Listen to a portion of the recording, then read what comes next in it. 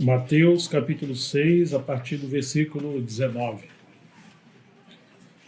Não acumulem tesouros sobre a terra, onde as traças e a ferrugem corrói, e onde os ladrões escavam e roubam, mas ajuntem tesouro no céu, onde as traças e a ferrugem não corroem, e onde ladrões não escavam nem roubam. Porque onde estiver o seu tesouro, aí estará também o seu coração. Os olhos são a lâmpada do corpo. Se os seus olhos forem bons, todo o seu corpo será cheio de luz. Se, porém, os seus olhos forem maus, todo o seu corpo estará em trevas. Portanto, se a luz que existe em você são trevas, que grandes trevas serão? Ninguém pode servir a dois senhores, porque ou irá odiar um e amar o outro, ou irá se dedicar a um e desprezar o outro. Vocês não podem servir a Deus e às riquezas.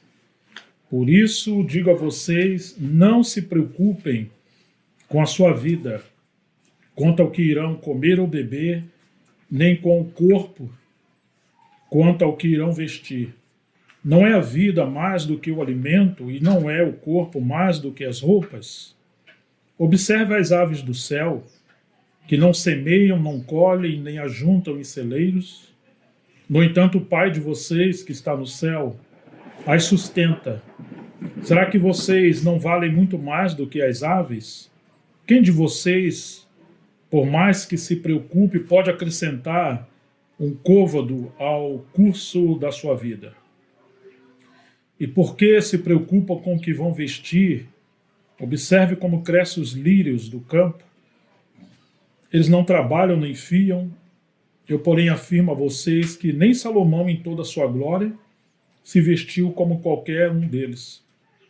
Ora, se Deus veste assim a erva do campo, que hoje existe e amanhã é lançada no forno, não será muito mais por vocês, homens de pequena fé. Não fará muito mais por vocês, homens de pequena fé. Portanto, não se preocupem dizendo que comeremos, que beberemos, ou com que nos vestiremos, porque os gentios é que procuram todas estas coisas. O Pai de vocês que está no céu sabe que vocês precisam de todas elas. Mas busquem em primeiro lugar o seu reino e a sua justiça, e todas estas coisas lhes serão acrescentadas. Portanto, não se preocupem com o dia de amanhã, pois amanhã trará os seus cuidados, basta a cada dia o seu próprio mal. Amém. Senhor, nós também queremos ser seus discípulos e queremos sentar aos teus pés e ouvir a palavra do Senhor.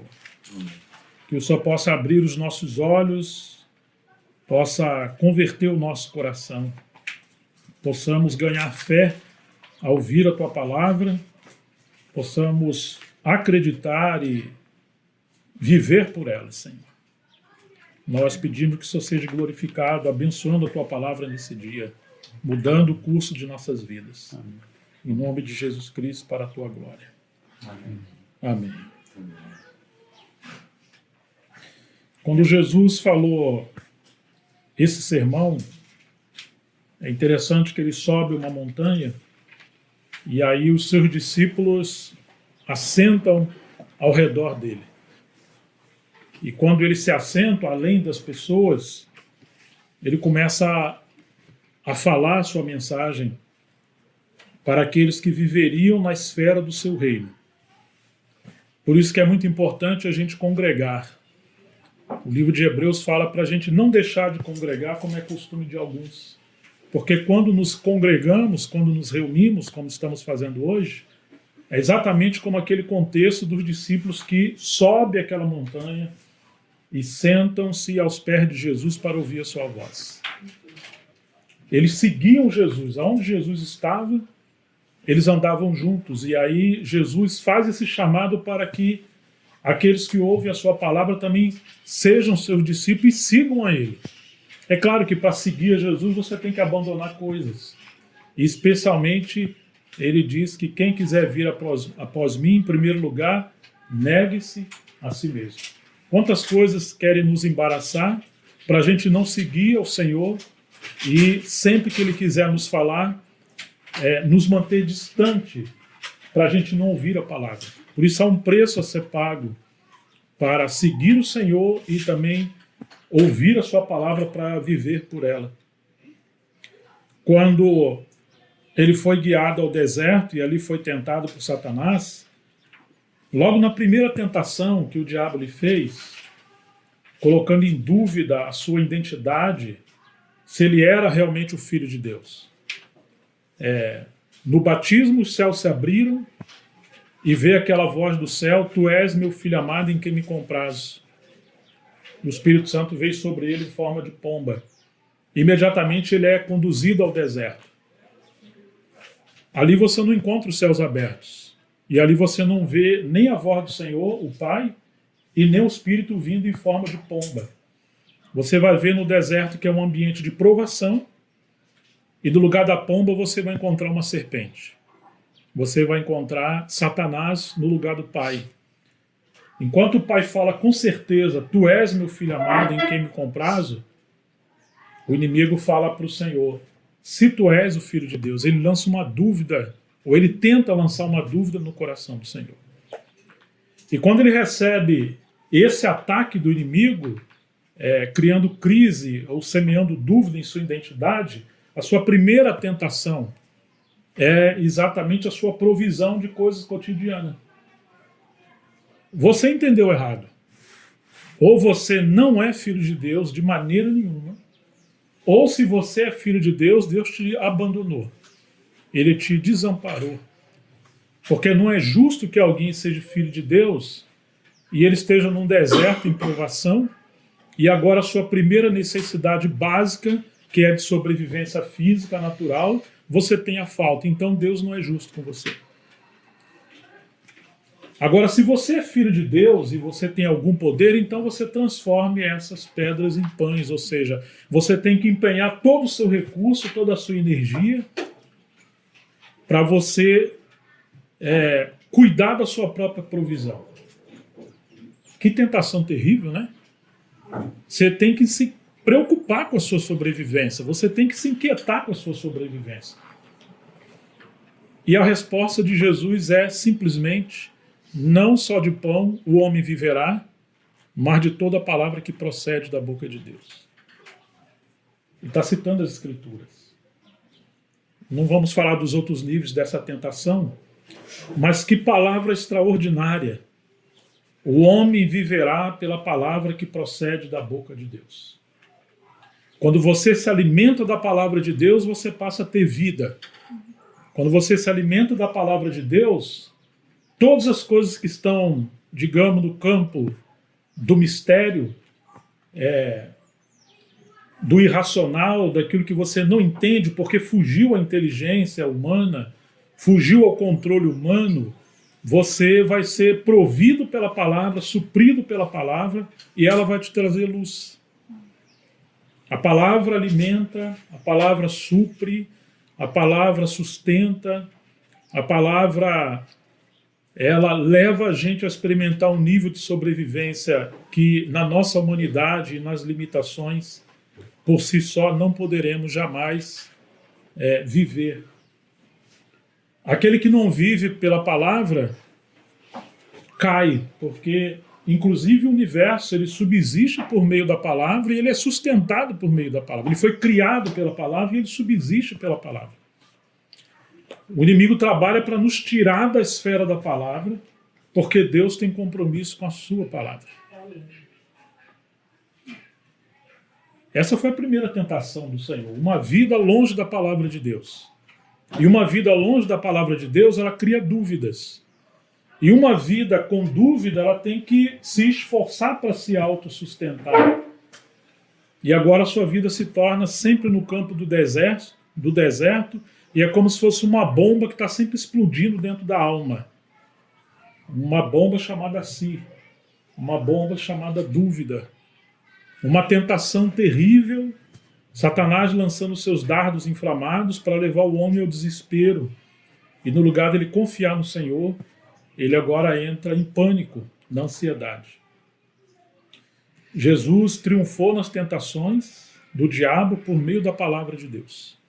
Que importante é você e eu, aqueles que são filhos de Deus, viverem como discípulos. Siga o Senhor, não em circunstância.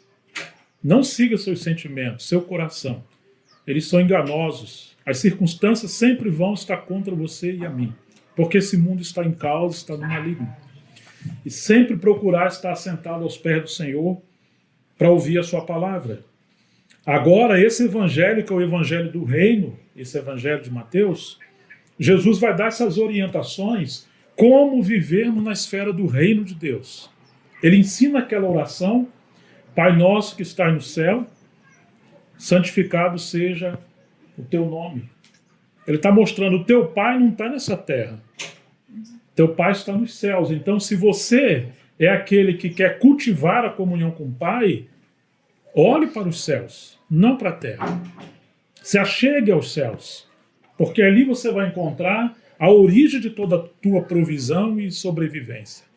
Ali você vai encontrar o seu descanso e o seu destino. Você está indo para lá. O seu Pai é de lá, seu Pai não é daqui. Santificado seja o teu nome, ou seja, tudo que fizermos aqui é para que Deus seja santo e glorificado em nossas vidas. E ele imediatamente começa a falar: venha a nós o teu reino, seja feita a tua vontade, assim na terra como no céu.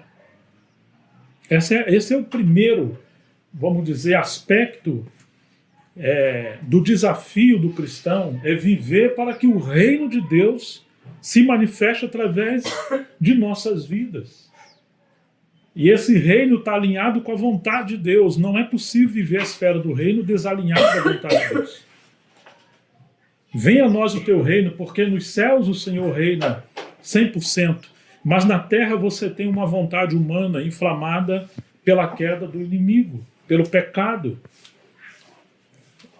E agora a nossa vontade, os nossos sentimentos estão corrompidos. E ele fala: venha a nós o teu reino, ou seja, reina sobre nós, ao ponto que não haja nenhuma resistência em nosso coração à vontade de Deus. Até a gente entender que há um grande conflito dentro de nós que reflete uma batalha cósmica, uma batalha que está travada no universo, entre quem terá o trono de nossas vidas. Deus ou Satanás, ou Deus ou o pecado. E que nós estamos nessa arena de batalha que o campo é a nossa alma, é a nossa mente, é o nosso coração. Nós todos os dias estamos travando uma batalha. E você não pode seguir o seu sentimento nem a sua mente. Sua carne é seu maior adversário. Precisamos orar: Senhor, venha a nós o teu reino. Não o nosso reino. O que é o reino? É o governo.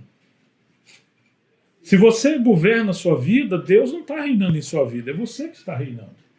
Claro que não é um reino vitorioso, não é um reino de frutos, de virtudes, é um reino de queda, de vergonha, de tragédia, de fracasso, de pecado.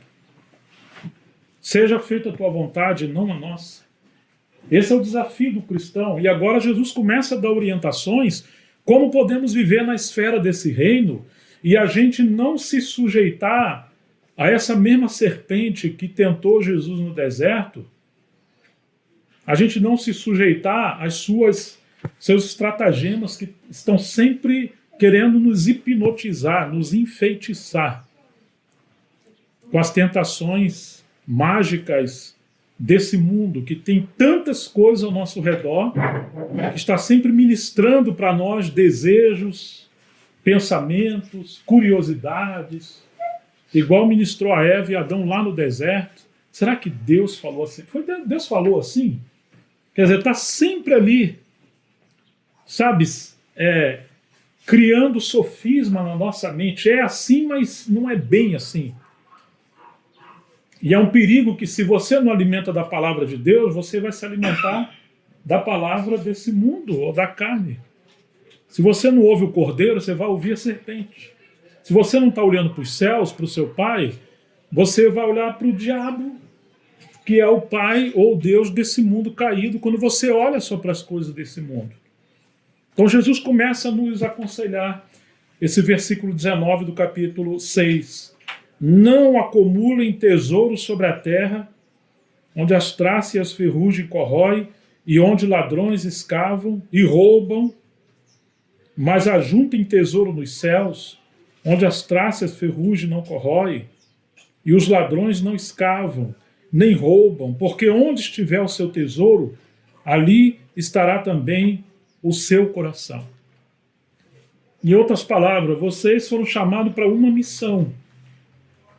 Vocês não podem se distrair com nada. Quando cada um de nós tem uma viagem para fazer, imagine que você vai viajar de avião. Aí o aplicativo onde você comprou, vai chegando a data da sua viagem, ele começa a disparar a mensagem, está chegando a data. E você começa a se preparar, você não assume compromisso para aquele dia, e se possível um dia antes. Você tem que fazer sua mala, você tem que ter uma reserva, sua saúde tem que estar bem, preparar a família. Se você vai a trabalho, você tem que preparar as tarefas do trabalho. Então sua vida é moldada por essa missão e por esse compromisso. Você tem um número do voo, pode sair ali milhares de voos.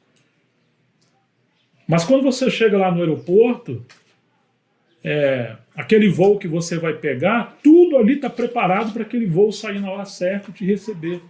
Os comissários, o avião foi abastecido, os equipamentos, o suporte, a bagagem, enfim, tudo.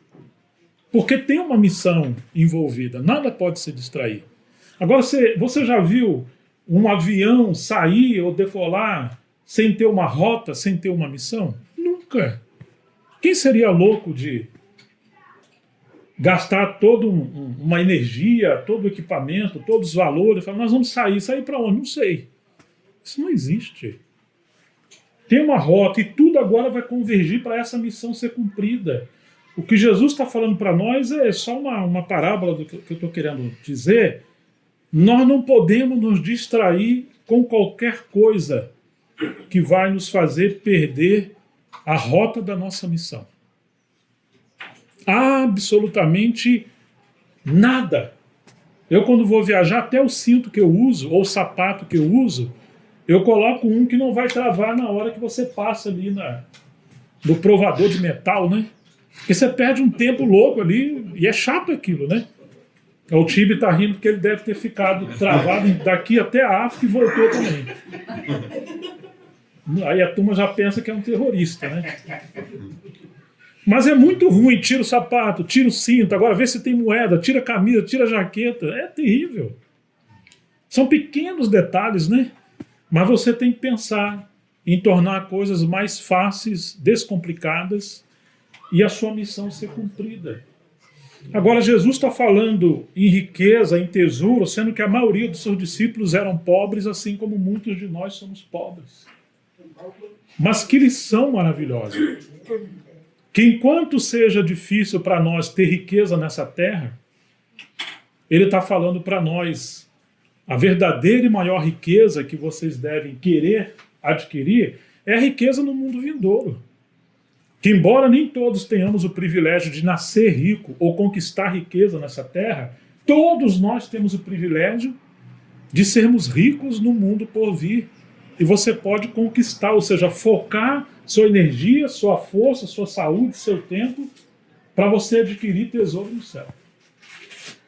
Porque esse mundo ele é desenhado, ele é totalmente programado para que os homens sejam escravos de motivações erradas, e uma delas é a riqueza, o status, a cobiça, a vanglória. Então não corram atrás de ajudar tesouro nessa terra, adquira as coisas nessa terra para ajudar você a cumprir a sua missão de trazer o reino de Deus. Mas se você se envolver com qualquer coisa que está atrapalhando você cumprir a sua missão, você tem que abandonar essa coisa. Você vai perder o avião, você vai perder a sua recompensa, você não vai chegar lá no outro lado. E se você adquirir coisa nessa terra, lembre-se As traças e a ferrugem vão corroer. Aqui na minha versão diz, os ladrões escavam, porque na época as pessoas escondiam tesouro debaixo da terra. Ou nas tendas. Hoje não é assim. Hoje se coloca dinheiro no banco, nas aplicações. Mas quanto risco nós temos de algum sistema falhar da tecnologia, ou mesmo um governo autoritário ele tomar ou travar a economia do país e quem sabe até mundial. Isso já aconteceu na história várias vezes. No Brasil, a última vez foi com o Collor. E as pessoas entraram em desespero. Recentemente eu fui ao banco porque eu recebi uma notificação de um bloqueio judicial na minha conta. Claro que não tinha quase nada lá, né? Foi um pequeno problema que teve que foi resolvido. Mas tinha uma pessoa na minha frente que parece que era o último dia da vida dela. Ele estava em desespero. Porque o que ele ajuntou ali, o sistema segurou. Ele era um engenheiro que não estava executando a engenharia, vamos dizer, existia um processo que não estava legal e ele foi embargado, as finanças dele. Ele entrou em desespero. Mas isso, a nossa vida, por melhor que você faça algo aqui ilícito, nós corremos risco todos os dias, né? E não é você ou ele, não, somos todos nós, aqui tudo pode acontecer. Você fala, então não se iludam. Não se iludam em querer ajuntar riqueza nessa terra.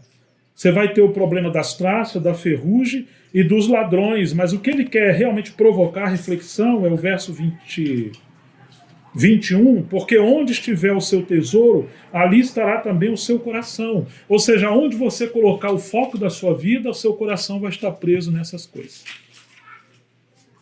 Que coisa, né? Imagina, você não estava construindo, agora você está construindo. Você sonha às vezes com as coisas da casa, que tem que comprar, ou acorda assim, nossa, tem que comprar, será que eu comprei? Será que eu... É um fator normal, isso é humano, é normal isso aí. Agora, se você viver a sua vida totalmente focada nisso, respirando isso, às vezes eu falo que nós temos a casa do lado de fora, mas a casa está dentro do nosso coração, né? Mesmo que ela tenha 100 metros, 200 metros quadrados, mas ela coube dentro do seu coração. Porque você está vivendo, alimentando toda a sua energia em torno disso. E a gente tem que aprender com o Senhor que a nossa verdadeira casa não é aqui, não é terreno. A verdadeira comida não é essa que nós vamos comer daqui a pouco no almoço. A verdadeira água não é essa, é aquela que flui do trono de Deus. A verdadeira cidade não é essa que nós estamos vivendo. A nossa cidadania não é daqui. Tudo aqui é passageiro, nós somos peregrinos. Tudo aqui é simbólico, é praticamente uma parábola, ainda que as coisas sejam físicas, ela representa uma mensagem de realidades eternas. Seu casamento é verdadeiro, mas o verdadeiro casamento virá, que é Cristo e a igreja. Isso aqui é só uma simbologia, e por isso nós temos que viver bem o nosso casamento, porque ele está pregoando uma mensagem do verdadeiro casamento. Tudo nessa terra é um eco de verdades eternas. O pão, a casa, a comida, o alimento, o corpo.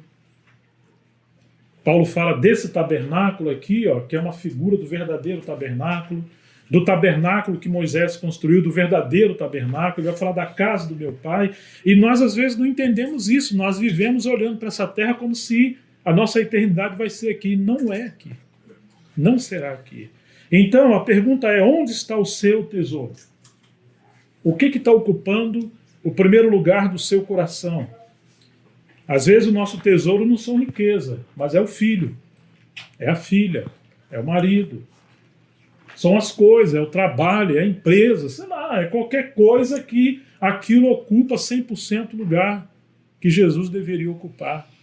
E nós agora nos tornamos idólatras porque deixamos de servir o Senhor integralmente que eu falo é com tudo que temos e força, porque nós estamos ocupados com uma coisa que tomou o primeiro lugar no nosso coração. Mas em relação a tesouro e riqueza, o Senhor está falando para você e para mim hoje. Você pode ser rico nessa terra, ou pode ser pobre nessa terra, mas a pergunta não é essa. o quão você é pobre ou rico no reino que virá. O quanto que você está entesourando para a vida eterna. Se você acumula dinheiro na sua conta, você se esforça muito para separar um dinheirinho e fazer uma reserva, ok. Agora, quanto você tem aplicado no banco de Deus? Como está o seu crédito no banco de Deus? Então, há várias passagens na Bíblia que falam disso. Em Lucas 16, eu só falo assim: granjeai amigo com o dinheiro ou a riqueza da iniquidade, para que quando essas vos faltarem aqui, ou esses vos faltarem aqui, vocês sejam recebidos lá por aqueles amigos que vocês conquistaram com a riqueza aqui da terra. Quer dizer que você compartilhou os seus bens. Você abençoou pessoas, cuidou dos pobres, de viúvas. Você abençoou a obra de Deus. Você não foi, mas você ajudou para que missionários fossem enviados. E naquele dia, você vai participar da recompensa que esses terão. E muitas pessoas que você nem sequer viu poderão ser salvas com a contribuição financeira que você fez para outros que pregarão, serão enviados, ou virão um canal via internet, ou um folheto, ou um livro, e você terá recompensa ou participação na salvação dessas vidas. Você está entesourando para lá. Paulo fala aos Efésios, orienta Timóteo para mandar os ricos não colocar a sua confiança na riqueza que é perecível, que pode falhar, mas coloca a sua confiança em Deus, e que eles sejam ricos em boas obras, e sejam generosos, e assim eles vão entesourar para aquele dia. Está no capítulo 5 de Efésios. Tiago, no capítulo 5, ele mostra uma sentença terrível de Deus contra os ricos, porque eles não só estão vivendo com as suas riquezas nessa terra, mas eles não estão construindo tesouros para o mundo que virá. E eles estão faltando com a sua mordomia de repartir com aqueles que não têm. O Senhor fala: meu é o ouro e a prata. Quer dizer que a riqueza que está nessa terra, na mão de pessoas, era para representar a mordomia de Deus. Não é à toa que Jesus orou: Pai nosso que está... o pão nosso de cada dia nos dá hoje. Ou seja, o pão é nosso. Não é só teu ou meu. O pão que nós temos, ele deveria ser repartido de forma coletiva. Não obrigatório como o comunismo. Mas a gente entender que o que temos, nós devemos ter cuidado para não ser egoísta. Pertence ao Senhor e não a nós. Agora, como vamos administrar os nossos recursos? Por menor que eles sejam. Então, naquele dia, quem é pobre aqui poderá ser rico lá. Agora, quem é rico aqui, você corre um risco muito grande de você não ter representado bem a mordomia do reino, e lá você não tem fundo nenhum e será pobre. Vocês estão me entendendo?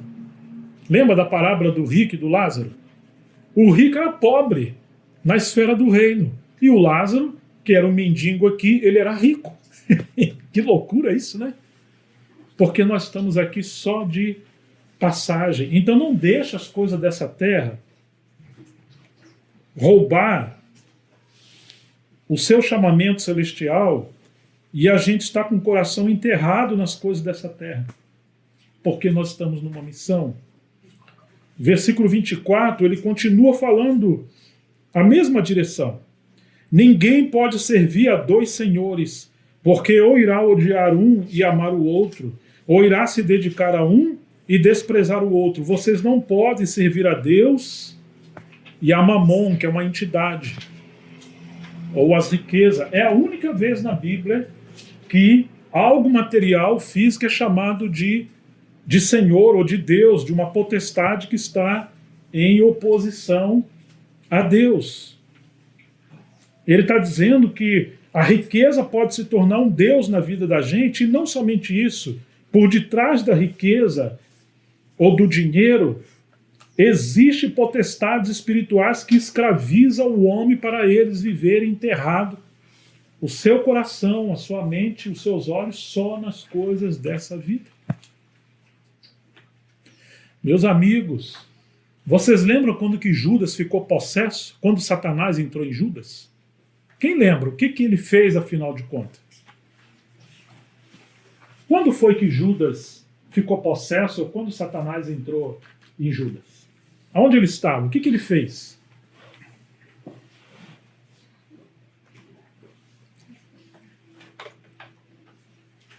Quem que lembra, gente? Ele foi se enforcar, né? Sim, mas ele foi porque ele caiu em si, em remorso. Mas o que ele fez quando a Bíblia diz que Satanás entrou em Judas, o diabo entrou em Judas? Traição. Foi quando ele vendeu Jesus por 30 moedas de prata. E olha um homem cheio do diabo. Ele não está na terra, caído na terra, botando espuma pela boca e se debatendo e gritando como um homem endemoniado, que às vezes a gente encontra não só na Bíblia, mas quando pregamos o evangelho no campo. Não, ele está negociando dinheiro. Tá certo? Depois vocês veem ele lá no livro de João, na ceia, quando ele traz Jesus e vende Jesus, o diabo entra nele. E aí ele sai e vai lá receber o dinheiro dele, etc, etc. Irmãos, isso aqui é muito sério. Ou você vai servir o Senhor, ou você vai servir a riqueza. Ou o Senhor vai governar a sua vida e você vai ser um discípulo que vai concentrar todas as esferas da sua vida para servir o Senhor. E isso envolve criação de filho, trabalho, negócio, lazer, casamento, noivado, a vida solteira, a educação, onde você vai morar. Tudo que você vai decidir, volta à parábola do voo. Você vai fazer sua mala, tá frio, tá calor, que roupa que eu levo, e tal, tal. Tudo que você vai fazer tem a ver com a sua missão. Mas lembre-se, o Senhor coloca aqui ele e uma potestade chamada Mamon, que são as riquezas. Quem está governando a sua vida? Logo que você acorda, o que você tem que fazer durante o dia, sua vida está girando em torno de quê? E por mais que não tenhamos tanta riqueza, na verdade, muitos de nós não temos nada. Mas é muito provável que os pobres vivam mais dominados pelo dinheiro do que imaginam. Porque eles estão sempre aí, vivendo e respirando em torno dessas coisas. De como vão decidir a sua vida. Então chegamos no versículo 25. Ele vai dizer assim: por isso digo a vocês, não vivam preocupados com a sua vida, ou não andeis inquietos. Essa é a questão. Nesse mundo maligno, a estratégia de marketing é muito boa. Ela vai criar em você uma necessidade que você não tem, para você usar o dinheiro que você não pode, e para viver um estilo de vida que não é próprio seu, para agradar um público que não te ama, não tem nada a ver com a sua vida. E você toma a forma desse mundo que a Bíblia diz que está no maligno. Ou você vai pegar um dinheiro emprestado no banco, ou seja, onde for, isso vai gerar juros que quando você for tentar acertar, você está pagando 2, 3 vezes mais o valor do que você comprou. Ou você vai usar um dinheiro seu inadequadamente que você poderia fazer uma coisa muito melhor. Mas o mundo está preparado para escravizar você em dívida, em situações, em estilo de vida que é pífia, é uma vida miserável que não vale a pena você viver. Então ele está dizendo, não ande inquieto com essas coisas. Ah, irmãos, como é que você vai servir o Senhor se o seu coração estiver inquieto? Meu Deus, está chegando aquela conta, cara. Eu não consegui o dinheiro ainda. Mas para que eu comprei aquilo? Eu podia ter esperado. E agora? O banco eu já estou meio comprometido. Ah, tem um fulano de tal. Pô, mas eu vou falar com ele de novo. Assim, sabe? É um negócio muito ruim. Aí não dormimos direito. É complicado. Eu não sei se todos vocês pensam assim, mas nós fomos colonizados sobre escravidão financeira. Eu nunca esqueço daquele termo quinto dos infernos, que surgiu na época dos portugueses, depois pelos espanhóis, quando invadiram as colônias, na verdade, quando colonizaram os países da América,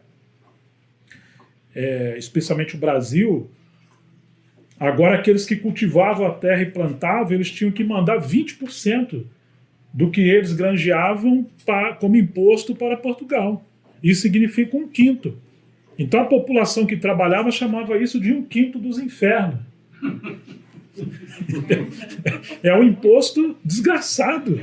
Porque a terra é minha, o suor é meu, o trabalho é meu. E agora eu tenho que mandar 20% do que eu trabalho para um cara que não fez nada lá. Os reis, os imperadores, é um negócio complicado. Hã? Hoje é mais, né? Não, hoje não é o 5º dos infernos.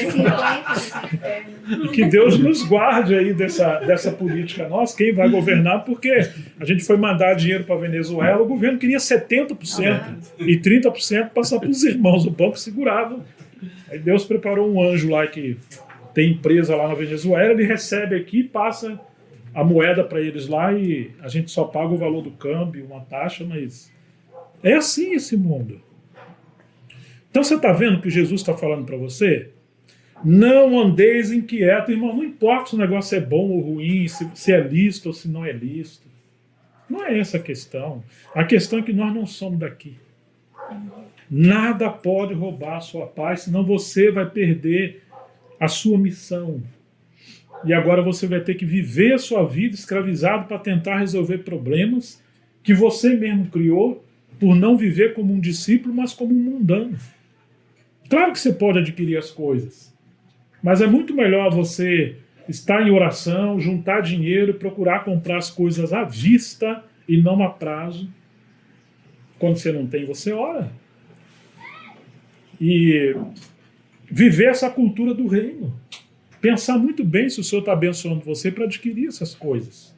Claro que tem coisas que são inevitáveis, nós vamos ter problemas, mas muitas coisas, infelizmente, nós fomos traídos por motivações erradas. Então ele diz, não ande inquieto quanto a essas coisas, não se preocupe com a sua vida, quer dizer, nós nos preocupamos demais com a nossa própria vida nessa terra, mas o quanto nós estamos preocupados pela vida que virá, ou com o reino que virá.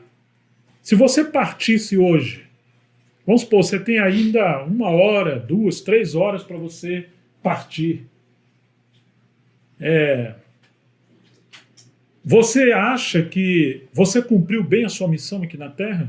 Ou você está em dívida com Deus, com seus irmãos, com seu dom espiritual, com os seus talentos naturais? Tem coisa que está para trás? Tem coisa inacabada? Você tem uma carreira que Deus te deu aqui na Terra.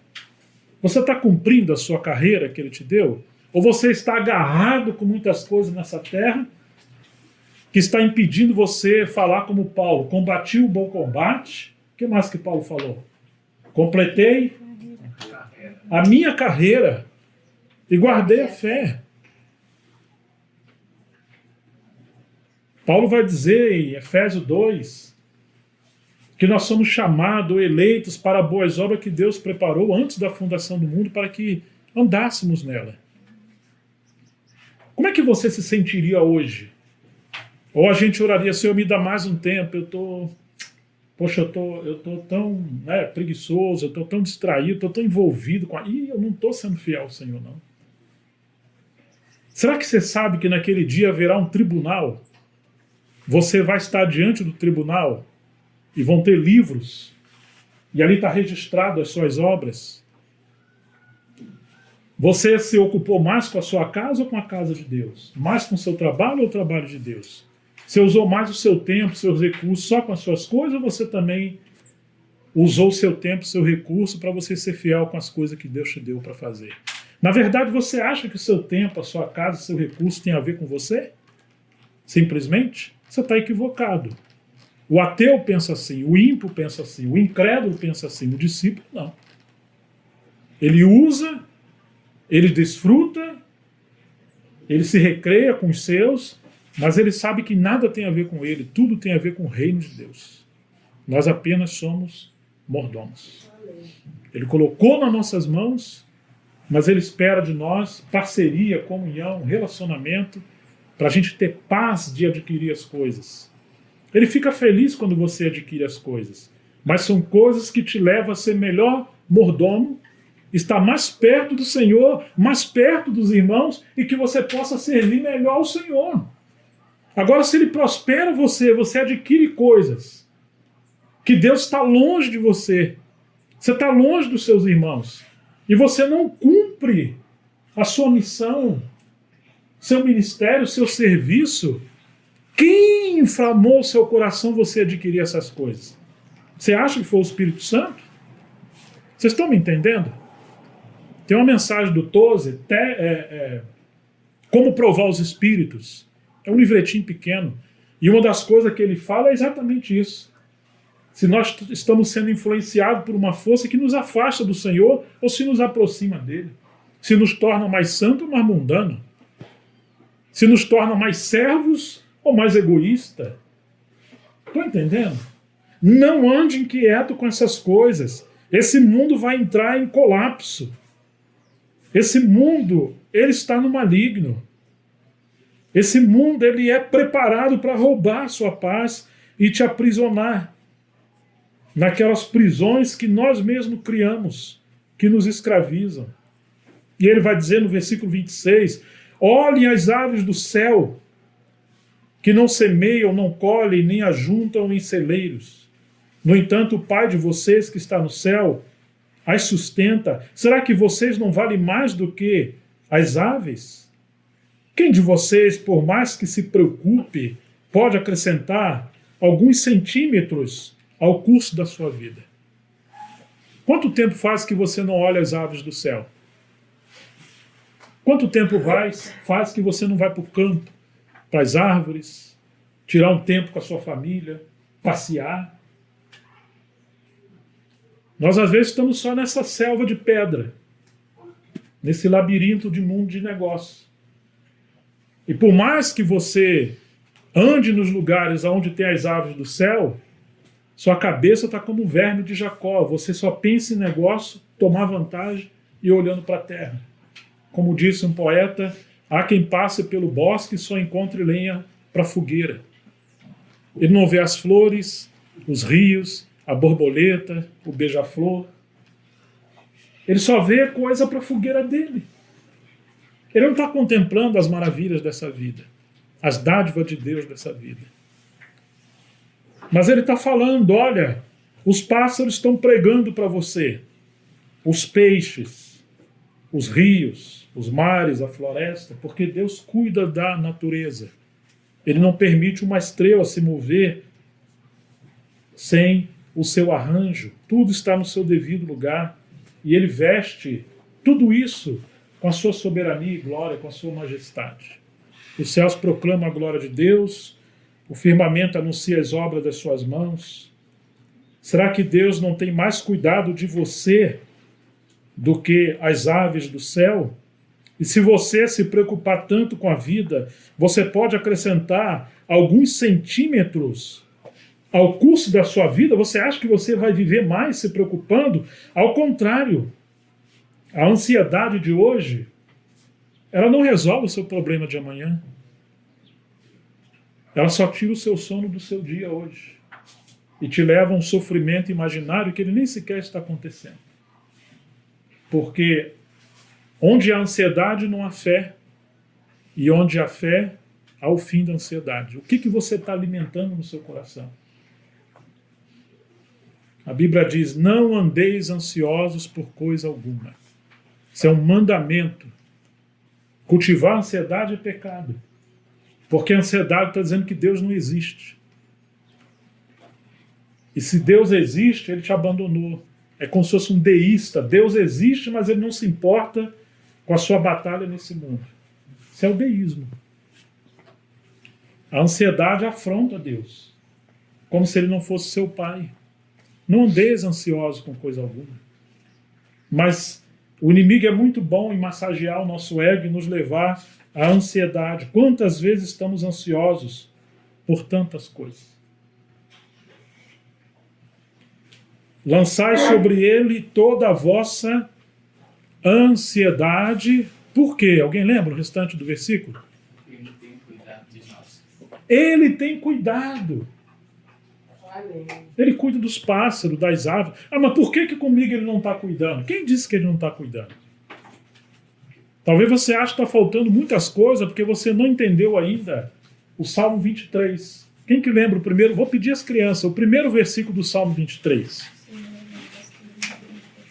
Aí alguém falou lá, o Senhor é meu pastor.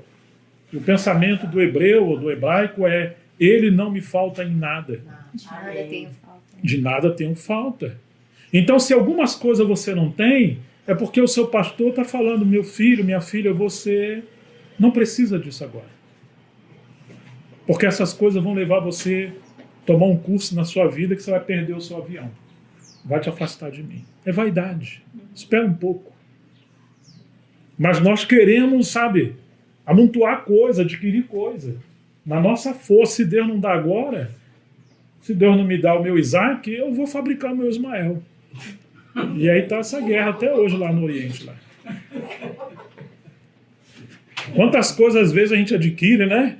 Já vão 1 ano, 2, 5, 10, 20, você sofre. Bendito Deus, por que eu fui fazer aquilo? E o Senhor permite, até a gente entender. Se o Senhor me libertar disso aqui, me der livramento, Senhor, eu nunca mais quero fazer esse tipo de coisa. A gente está aprendendo alguma coisa, né, Roberto? Então, não ande ansioso. Amém. E ele vai dizer, observe as aves do campo. Verso 29, eu, porém, afirmo a vocês que nem Salomão em toda a sua glória se vestiu como qualquer um deles. Ora, se Deus veste assim a erva do campo, que hoje existe e amanhã é lançado no forno, não fará muito mais por vocês, homens de pequena fé. Ou seja, na hora da crise, o Senhor espera que nós venhamos exercitar a fé. E ele diz, se vocês sendo maus, sabeis dar boas dádivas aos vossos filhos, quanto mais o vosso Pai Celestial vos dará o quê? O Espírito Santo, não é dinheiro, não são as coisas dessa terra. Vos dará o Espírito Santo àqueles que clamarem a Ele dia e noite. Qual é o pai que se o filho pedir pão, ele vai dar pedra? Se pedir peixe, vai dar serpente. Não é? Agora ele está mostrando assim, se vocês pedirem ao pai, vocês sendo maus dão coisas boas aos seus filhos, ele vai dar o Espírito Santo a vocês. O que ele está querendo dizer para nós? O cabeçudo, cabeçuda. Nossa, você está pedindo tanta coisa. Mas você não entende que a sua maior necessidade é ser cheio do Espírito Santo. Porque é o Espírito Santo que é Deus que habita em você, que vai guiar você para a sua missão. E você vai poder adquirir coisas sim. Ainda que nem todas, mas vão adquirir coisas que vão ajudar você a cumprir a sua missão nessa terra. Nós achamos que precisamos de muitas coisas. E nem lembramos do Espírito Santo. Dele governar a nossa vida, de sermos amigos dele, de sermos intercessores, de sermos cheios da unção. Mas quando alguém é cheio do Espírito Santo, o Senhor vai ganhando a sua vida, mesmo que você faça, mas o outro tem, mas você não é o outro. O que Deus tem para você, Ele não vai permitir isso aí agora. Se o assunto é comigo, não é com você, não tem nada a ver em fazer algo para chamar a atenção do outro e de ninguém. É uma vida secreta entre você e eu. Versículo 31. Portanto, quem pode ler bem alto esse versículo? Portanto, não vos inquieteis, dizendo o que comeremos, o que beberemos, com o que nos vestiremos. Amém. Não vos inquieteis. Lembra da parábola do semeador? Teve uma semente e caiu entre as pedras, ou pedregais. Ela começou a crescer, foi a pedras ou espinho? Vamos conferir aqui. Mateus capítulo 13. Alguém pode ler o versículo 22 para mim, por favor? Mateus 13, 22. que foi semeado entre os espinhos, esse é o que ouve a palavra, mas as preocupações do mundo e a sedução da riqueza sufocam a palavra e ela não produz fruto. Tá vendo? Entre os espinhos. A preocupação dessas vidas, a sedução da riqueza, sufocam ela. E ela não produz frutos. Deus quer que a gente seja a última semente aí, né? Aquele que ouve a palavra, compreende e vai produzir a 100, 60, 30 por um. Irmãos, por que muitos de nós não produzimos fruto na nossa vida cristã? Porque estamos inquietos com muitas coisas. Estamos usando mal o nosso dinheiro. E estamos preocupados, estamos ansiosos. E tem essa sedução, né? O mundo trabalha para adquirir coisas. E é como se fosse aqueles presidiários do passado que tem uma corrente agarrado no seu pé, você não consegue andar. Né? A Bíblia fala para a gente deixar o pecado e o embaraço que estão de perto nos assedia, para a gente correr a carreira, mas não conseguimos porque estamos escravizados. E aqui está dizendo, né? Esse 31, não se preocupe, eu não andei inquieto, dizendo que comeremos, que beberemos, ou com que nos vestiremos. Claro que hoje o nosso pensamento é um pouco diferente dessa época aqui, né? A gente pensa, como que eu vou adquirir isso ou aquilo? E queremos adquirir coisas. Verso 32, porque os gentios é que se preocupam com todas estas coisas. Ué, então não temos que preocupar em ter o nosso salário, ter a nossa casa, ter a nossa mobília, ter o nosso alimento. Não, não é isso que ele está querendo dizer, não. O que ele quer dizer é o seguinte, não se preocupe ao ponto dessas coisas dominar o seu coração e você viver em torno dessas coisas. No lugar de você viver em torno da comunhão com seu Pai e cumprir a sua missão. Trabalhe, mas não seja escravo do trabalho. Percebe a diferença? Trabalhe, mas trabalhe naquelas coisas que te aproximam de Deus e você honra a Deus com o seu trabalho. Trabalhe, mas que Deus seja santificado no seu trabalho. Ganhe dinheiro, mas não seja escravo do dinheiro. Compre as coisas, mas não se endivida. Compre as coisas, mas não se empolgue para você comprar demasiado e se envolver numa coisa que você não precisa. São essas coisas que o Senhor traz a gente para uma lição muito prática. Os gentios é que vivem em torno dessas coisas porque eles não conhecem aquele que cuida das aves. E ele não conhece o Pai Celestial. O Pai de vocês que está no céu não está nessa terra, então não viva só nessa terra. Ele sabe que vocês precisam de todas estas coisas. Ele sabe. Mas então tá bom. Então, como é que nós vamos fazer? Qual que é o conselho do Senhor para nós? Abandonar tudo?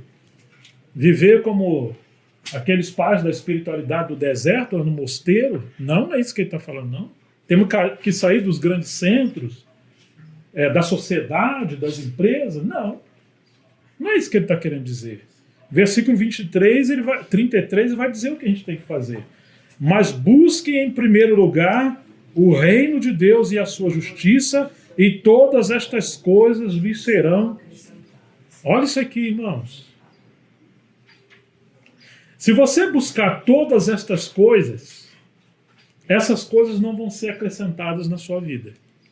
E se essas coisas forem acrescentadas, serão acrescentadas com espinhos, com dores, com tribulação. Quando nós buscamos o reino de Deus em primeiro lugar, e a sua justiça, todas as nossas demais coisas começam a ser alinhadas. É interessante isso. E a experiência que por misericórdia eu tenho vivido. Quanta coisa eu quis resolver, nunca deu certo. E uma vez que falo sim à vontade de Deus, a tribulação perde a sua força.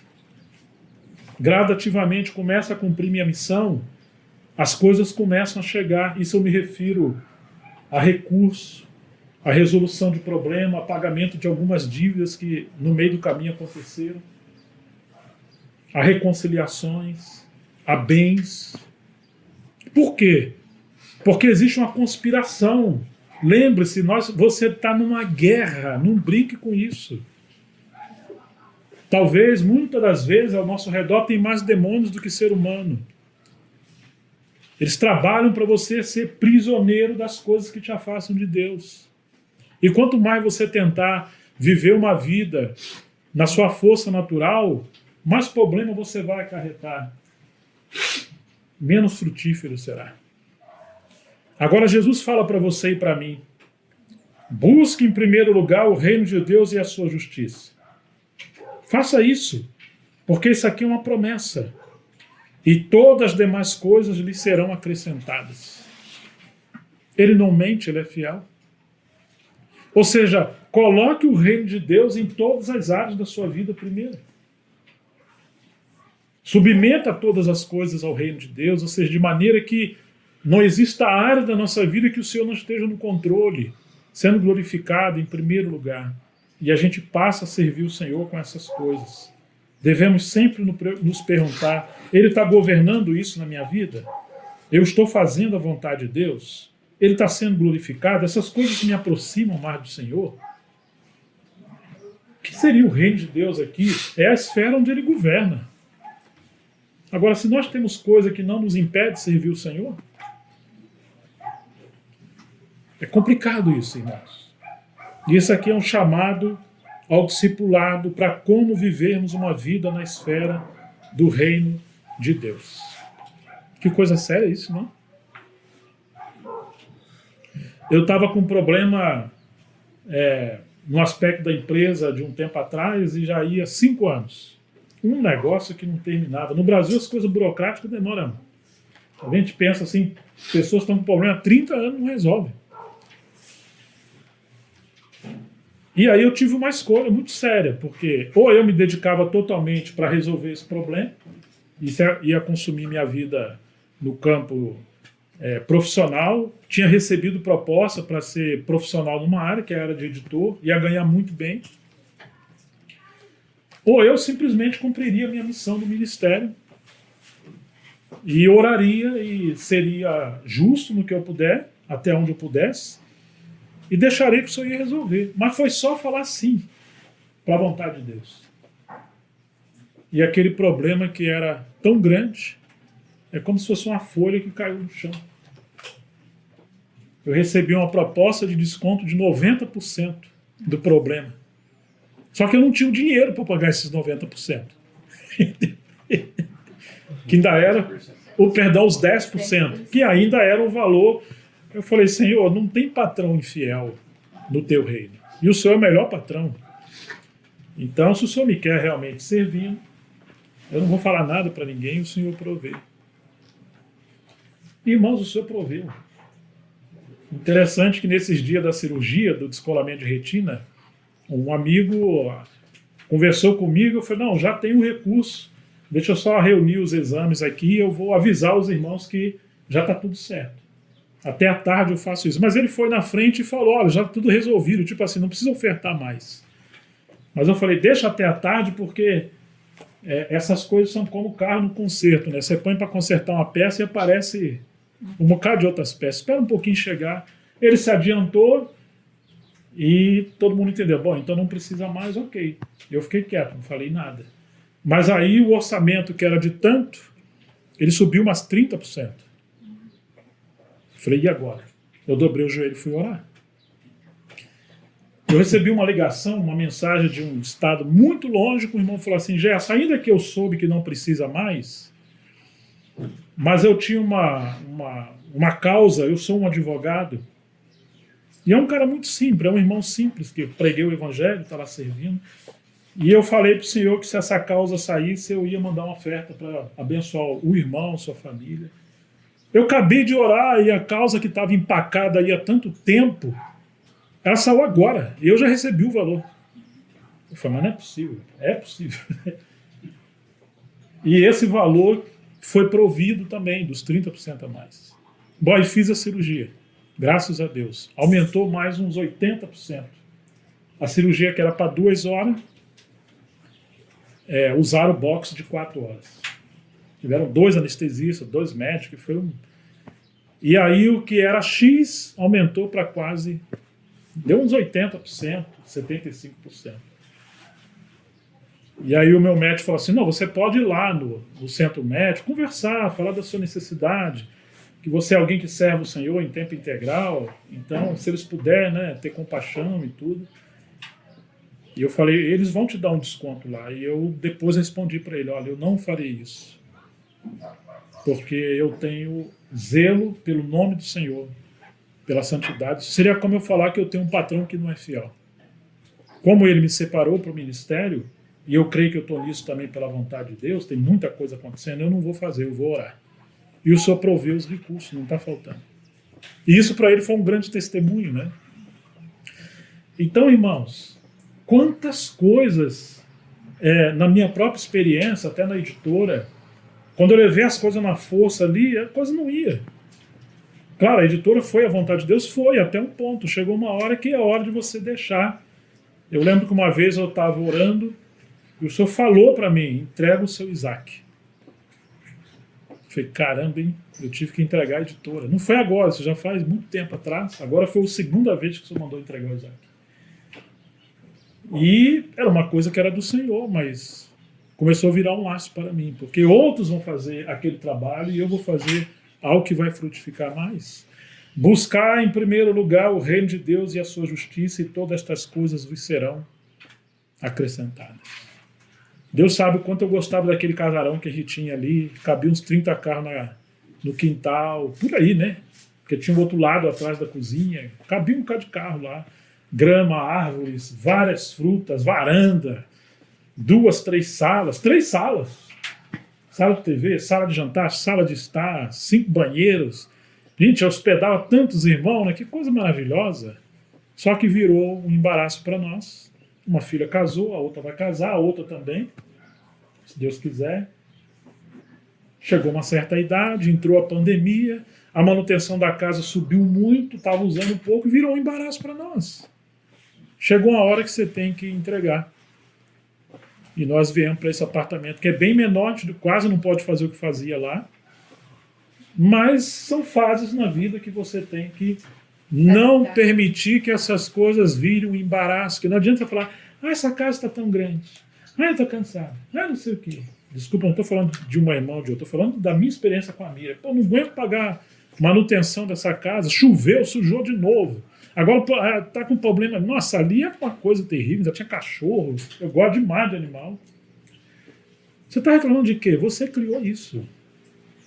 Se a sua força, a sua energia, a sua alegria está indo embora, chegou a hora de você passar o machado na raiz da árvore. Vai viver de acordo com a sua necessidade.